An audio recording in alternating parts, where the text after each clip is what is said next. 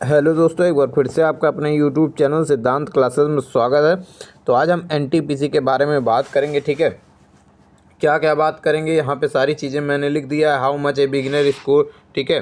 फिर उसके बाद आपको यहाँ पे देखिए how to cover the syllabus, ठीक है। फिर आस्क द कॉन्सेप्ट, सारे मोस्ट आस्क द कॉन्सेप्ट, सारी चीज़ें के हम बारे में बात करेंगे, ठीक है। फिर यहाँ देखिए एनटीपीसी सीवीटी 1 कट-ऑफ के बारे में, क्या कट-ऑफ गया था उसके बारे में डिस्कस करेंगे, ठीक है। टारगेट स्कोर के बारे में डिस्कस करेंगे।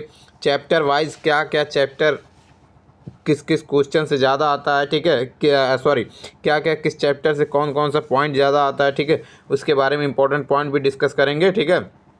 तो चलिए शुरू करते हैं। देखिए, सबसे पहले आपसे एक रिक्वेस्ट है कि चैनल को सब्सक्राइब कर लीजिए। किसी भी एग्ज़ाम का अगर आप तैयारी कर रहे हो, एसएससी का या आरआरबी का, किसी भी एग्ज़ाम की तैयारी कर रहे हो, ठीक है। और मैं डिस्क्रिप्शन में लिंक डाल दे रहा हूँ। अगर दूसरे यूट्यूब चैनल का, मेरे ही यूट्यूब चैनल का, उस पर जो सब्सक्राइबर थोड़ा सा बढ़ जाएंगे तो फिर मैं उसको लाइव क्लासेस वहाँ पे चलना शुरू हो जाएंगी, ठीक है। लाइव का ऑप्शन आ जाएगा, तो लाइव, क्योंकि अभी नया नया चैनल बना है वो, तो उसका मैं लिंक डाल दे रहा हूँ। आप लोग सब्सक्राइब कर लीजिए। फिर फ्री में 2025 की रेलवे की और एसएससी की क्लासेस उस पर चालू हो जाएंगी, ठीक है, लाइव ट्रिक के साथ। तो चलिए शुरू करते हैं। देखिए, सबसे पहले अगर हम बात करें, यहाँ पे आप देखेंगे 2019 का कट ऑफ है ये, ठीक है। ये 2019 का कट ऑफ है। देखिए, स्टेशन मास्टर के लिए एक एवरेज 70 से 88 गया था। एवरेज क्यों कह रहा हूँ, क्योंकि सारे जोन का इसमें इंक्लूड है, ठीक है। सारे जोन का मैं इसमें लिया हूँ। जनरल का 70 से 88 गया था। तो आपको 2024 में अगर स्टेशन मास्टर बनना है तो क्या आपकी कट ऑफ रहने चाहिए, क्या आपको नंबर लाने हैं, उसके बारे में भी हम डिस्कस करेंगे। पहले आप देख लीजिए कि कितने नंबर कट ऑफ गए थे। ओबीसी के लिए आप देखिए 66 से लेकर 84 के बीच में गया था। ईडब्ल्यूएस के लिए 61 से लेकर 83 के बीच में गया था, ठीक है। उसके बाद आप देखेंगे एससी के लिए 50 से 77 गया था। एसटी के लिए 49 से 73 गया था, ठीक है। उसके बाद आप देखेंगे कॉमर्शियल कम टिकट कलर की देखेंगे 64 से लेके 81 गया था, ठीक है। वहीं आप देखेंगे ओबीसी के लिए 55 से 78 गया था। ईडब्ल्यूएस के लिए 45 से 73 गया था। एससी के लिए 43 से 69 गया था। 36 से लेके 69 एसटी के लिए गया था।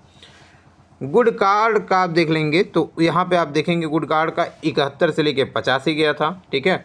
आप एक चीज़ नोटिस कर रहे होंगे, जनरल में जितना भी मैं आपको कट ऑफ बता रहा हूँ 80 प्लस है, ठीक है। 80 प्लस सारे जा रहे हैं। आप देखिएगा, अभी मैं आपको आगे समझा रहा हूँ। ओबीसी में देखेंगे 66 से 82 गया था। ईडब्ल्यूएस में 59 से 78 गया था। एससी में 57 से 74 गया था। एसटी में 51 से 74 गया था, ठीक है। फिर कलर के कम टाइपिस्ट की बात करें 63 से 80 गया था।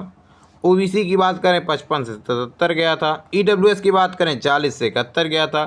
एससी की बात करें 52 से 68 गया था। एसटी की बात करें 52 से 71 गया था, ठीक है। फिर यहाँ देखेंगे आप अकाउंटेंट असिस्टेंट कम टाइपिस्ट की, तो यहाँ पे देखेंगे 65 से 82 गया था। ओबीसी की बात करें 57 से 75 गया था। ईडब्ल्यूएस की बात करें 40 से 72 गया था। फिर उसके बाद आप एससी की देख लेंगे, एससी का यहाँ 454 से 67 गया था। एसटी का 57 से 67 गया था, ठीक है। ये चीज़ें मैंने आपको 2019 के बारे में बताया था। अब 2025 में क्या कट ऑफ रहेगा, इसके बारे में हम डिस्कस करेंगे, ठीक है।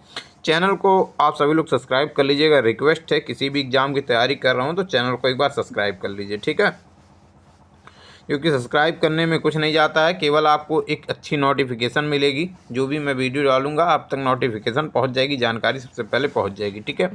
देखिए, अगर स्टेशन मास्टर अगर आपको बनना है 2025 में तो उसके लिए क्या नंबर आपको लाने होंगे, तो एक चीज़ आप जान लीजिए। देखिए, ये स्कोर नॉर्मलाइजेशन का स्कोर है, ठीक है।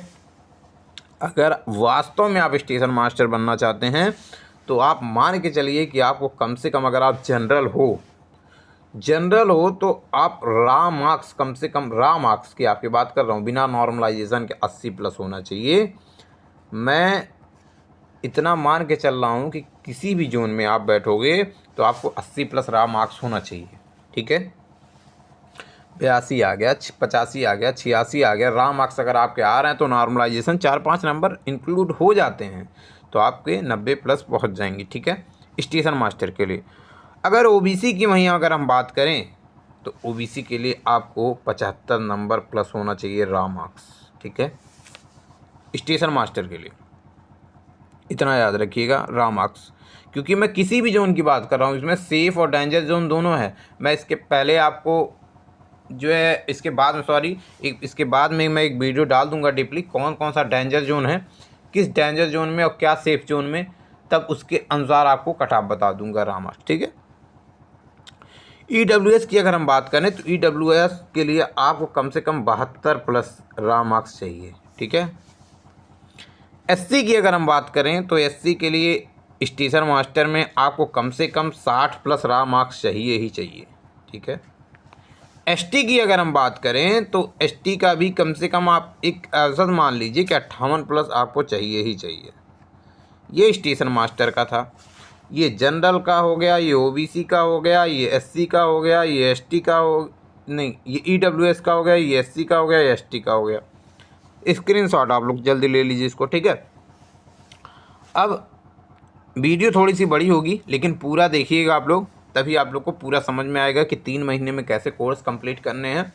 सारी चीज़ें इसमें आपको मैं बताने वाला हूँ, ठीक है। कम टिकट कलर की अगर हम बात करें कॉमर्शियल की, ठीक है, तो जनरल की कटाव आप देखिए 64 से लेके 81 के बीच में गई थी। लेकिन यहाँ पे अगर 2025 में मैं बात करूँ तो आपको अगर एवरेज स्कोर में बात करूँ तो 70-72 के आसपास जाएगी नॉर्मलाइजेशन में। तो आपके जो रॉ मार्क्स होने चाहिए जनरल में वो 65 प्लस होने चाहिए। ऑल जोन की मैं बात करूँ, रॉ मार्क्स की बात कर रहा हूँ, ये नॉर्मलाइजेशन स्कोर है। रॉ मार्क्स की बात कर रहा हूँ, 65 प्लस आस पास होना चाहिए, ठीक है। ओबीसी के लिए 60 प्लस होना चाहिए, और ईडब्ल्यूएस के लिए जो रॉ मार्क्स मैं बात करूं तो ईडब्ल्यूएस के लिए कम जाएगा थोड़ा सा, तो आप मान सकते हो 54 या 55 प्लस, ठीक है, आप रॉ मार्क्स मान सकते हो, ठीक है। इसके बाद अगर मैं बात करूं एससी की बात करूं, एससी की अगर मैं बात करूं तो आप मान के चलो कि आपका यहाँ जो स्कोर होगा, ये रॉ मार्क्स के जो स्कोर हैं ये आपको यहाँ पे कम से कम जो रॉ मार्क्स होने चाहिए वो आपको कम से कम 52 प्लस होना चाहिए। एसटी की बात करूँ तो मान के चलिए आपको कम से कम 50 प्लस होने चाहिए। ये कॉमर्शियल कम टाइप टिकट कलर का है, ठीक है। ये हो गया आपका। अब गुड गार्ड की तरफ चलेंगे। देखिए गुड गार्ड का अब हम थोड़ा सा जल्दी खींचेंगे, ठीक है। गुड गार्ड की अगर हम बात करें तो जो रॉ मार्क्स आपके होने चाहिए यहाँ पे 75 के आसपास आपके रॉ मार्क्स होने चाहिए, मतलब 75 प्लस आप मान सकते हो, ठीक है। सेफ बता रहा हूँ, ये सेफ स्कोर है आपकी। ओबीसी की अगर हम बात करें तो ओबीसी आपका कम से कम 72 प्लस होने चाहिए, ठीक है। उसके बाद ईडब्ल्यूएस की बात करें तो 65 प्लस होना चाहिए, एससी की बात करें तो 60 प्लस होना चाहिए, एसटी की बात करें तो 55 प्लस होना चाहिए, ठीक है। फिर उसके बाद अगर हम एसआर कलर जो है कम टाइपिस्ट की बात करें तो 63 से 80 इसका नॉर्मलाइजेशन स्कोर है। तो आप इतना मान के चलो जनरल में यहाँ पे कम से कम आपको 65 प्लस आना ही आना चाहिए, ठीक है। ओबीसी के लिए आपको कम से कम 60 प्लस, ईडब्ल्यूएस के लिए आपको कम से कम 50 प्लस, एससी के लिए आपको कम से कम, ईडब्ल्यूएस थोड़ा सा आप लोग बढ़ा लेना, ठीक है, ऐसा ना हो कि 1-2 नंबर से सिलेक्शन रुक जाए, ऐसा नहीं होना चाहिए। एससी के लिए अगर हम बात करें तो लगभग 55 प्लस, ठीक है। एसटी के लिए अगर हम बात करें तो मान के चलो एसटी के लिए आपका कम से कम जो है 55 प्लस ए बी होगा, ठीक है। फिर उसके बाद आप अकाउंटेंट असिस्टेंट कम टाइपिस्ट की देखेंगे तो यहाँ पर अगर आप देखेंगे तो जो है जो आपके एवरेज स्कोर हैं वो 65 से लेके 82 हैं, लेकिन आपको जो रॉ मार्क्स लाने हैं वो 70 प्लस लाने हैं इसमें, ठीक है। ओबीसी की अगर बात करें तो 60 प्लस, ईडब्ल्यूएस की बात करें तो 55 प्लस, एससी की बात करें तो 60 नहीं कह सकते, लेकिन 55 प्लस आप कह सकते हो, ठीक है। एसटी की बात करें तो एसटी में भी आप लगभग 55 प्लस आपके रॉ मार्क्स होने चाहिए, ठीक है। ये आपके सेफ स्कोर हो चुके हैं 2025 के, ठीक है। आप स्क्रीनशॉट ले लिए होगे, लिख लिए होगे, ठीक है। अब हम आगे चलते हैं कि किस तरीके से आपको 90 दिन में सिलेबस कंप्लीट करना है। देखिए ध्यान से समझिएगा। सबसे पहले टारगेट स्कोर आपका क्या होना चाहिए। देखो 30 नंबर के आपके मैथ पूछे जाते हैं, 30 रीजनिंग पूछे जाते हैं, 40 जीएस पूछे जाते हैं, ठीक है। एक चीज़ आप सभी जानते हो कि मैथ में आपको पता होता है कि किस किस चैप्टर से क्वेश्चन आएंगे, कहाँ कहाँ से पूछे जाएंगे, ठीक है। और उसी चैप्टर से उसी टाइप के क्वेश्चन ही पूछे जाते हैं, बस थोड़ा सा घुमा देता है तो क्वेश्चन कठिन होते हैं। लेकिन अगर आप प्रैक्टिस करो तो बच्चे 30 में 30 भी लाते हैं, ठीक है। रीजनिंग का भी वही हाल है, रीजनिंग भी 30 में से 30 आ सकते हैं, ठीक है। 60 में से 60 आ सकते हैं, लेकिन मैं ये नहीं कहूँगा 60 में से 60 लाओ। जीएस का सिलेबस बहुत बड़ा होता है, इसमें 9 सब्जेक्ट समथिंग आते हैं, ठीक है। तो जीएस थोड़ा सा कम ही होगा, ठीक है। जीएस आप लोग कितनों भी पढ़ोगे तो आप मान के चलो 22 से 25, 20 से 22 ऐसे ही नंबर आएंगे, ठीक है। अब करना क्या है मैं आपको समझाता हूँ। देखो टारगेट आप बनाओ, मैथ को पर डे आपको कम से कम 4 घंटे देने हैं। 4 घंटे तो मैथ पढ़ने ही पढ़ने हैं सिलेबस के लिए कंप्लीट करने के लिए। रीजनिंग को 2 घंटे देने हैं, ठीक है। जीके को 2 घंटे देने हैं, ठीक है। इसके पहले भी मैंने आपको बताया था कितने कितने दिन कैसे कैसे देने हैं, उसको आप जाके वीडियो देख लेना प्लेलिस्ट में, ठीक है। अब करना क्या है, 4 घंटे में एक एक चैप्टर उठाओ। जब चैप्टर पूरा कंप्लीट हो जाए फिर उसका आप प्रैक्टिस करो। 2 घंटे प्रैक्टिस करो कम से कम 2 घंटे में 50 एमसीक्यू लगाओ, तभी चैप्टर ख़त्म होगा, ठीक है। ये हो गया आपका मैथ, यही हो गया रीजनिंग। जीएस में आपको चैप्टर रट्टा मारना है, समझ के रट्टा मारना है, उसके बाद आपको एमसीक्यू लगाने हैं। इस तरीके से जीके जीएस आपका कंप्लीट हो जाएगा। 22 से 25 नंबर आपके आ सकते हैं, ठीक है। एनटीपीसी का थोड़ा सा क्वेश्चन जीके जीएस का थोड़ा सा लेवल डाउन होता है, लेकिन इतना भी नहीं होता है, ठीक है।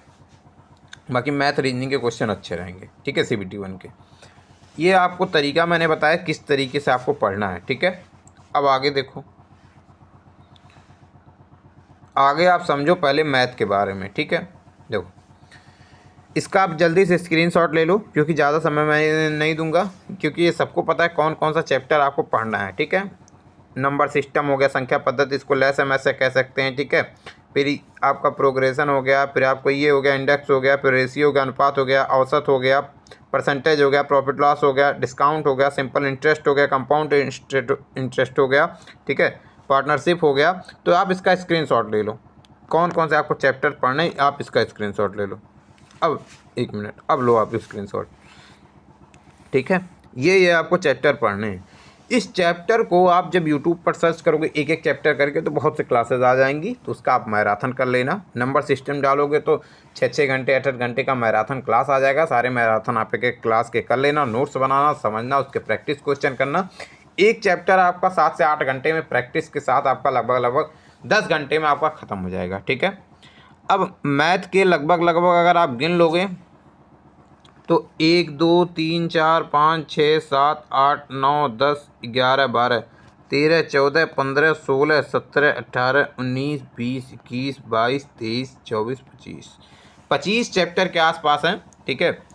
तो मान के चलो आपके कम से कम जो है कुछ बहुत छोटे चैप्टर हैं जो आपके 3 से 4 घंटे में कंप्लीट हो जाएंगे, जैसे बोट स्ट्रीम हो गया, नावधारा हो गया, एलसीएम एचसीएफ हो गया। बहुत छोटे चैप्टर हैं, ये सब आप शुरू से पढ़े हो तो ये बहुत जल्दी कंप्लीट हो जाएंगे। तो मान के चलो 200 घंटे के समथिंग आपको आसपास देने ही देने हैं। तो एक दिन में अगर 10 घंटा मैथ दोगे, जितना आप पढ़ पाओगे, तो आपके 20 दिन लगेंगे। एक दिन में 5 घंटा अगर आप मैथ दोगे तो आपके 40 दिन लगेंगे। ठीक है, जितना जितना कम दोगे उतने हिसाब से आपको लगेंगे। एक दिन में 2.5 घंटे दोगे तो आपके 60 दिन लगेंगे। तो इस हिसाब से आपके हिसाब से आप एक दिन में 2.5 दिन दोगे तो आपके 80 दिन लगेंगे। ठीक है, तो आपके ऊपर है कितना दिन आप देते हो। 5 घंटे अगर मैथ को एक दिन देते हो तो आपके 40 दिन में मैथ कंप्लीट हो जाएंगे। फिर आप प्रैक्टिस सीरीज आप सॉल्व कर सकते हो। ठीक है, उसके बाद अगर हम बात करें तो ये चैप्टर नेम के कुछ इम्पोर्टेंट पॉइंट हैं जहाँ से क्वेश्चन पुटअप करता, मतलब जहाँ से क्वेश्चन उठाता है। तो ये आप इसका स्क्रीनशॉट ले लो। ठीक है, इस जैसे ऐसे आप इस पर सर्च कर लेना। ठीक है, नंबर सिस्टम से किस किस पॉइंट से क्वेश्चन उठते हैं। ठीक है, ठीक है, इसमें आप देख लो सारी चीज़ें मैंने लिखा, SCM LCF, फिर उसके बाद आप यहाँ रेशियो देख लो, एवरेज देख लो, परसेंटेज देख लो, इसका आप स्क्रीनशॉट ले लो। ये कुछ इंपॉर्टेंट चैप्टर हैं उसके मैंने लिए हैं। ठीक है, स्क्रीनशॉट आप इसके स्क्रीनशॉट ले लो। फिर इसके हैं ये, इसमें भी कुछ इंपॉर्टेंट है, इसका आप स्क्रीनशॉट ले लो।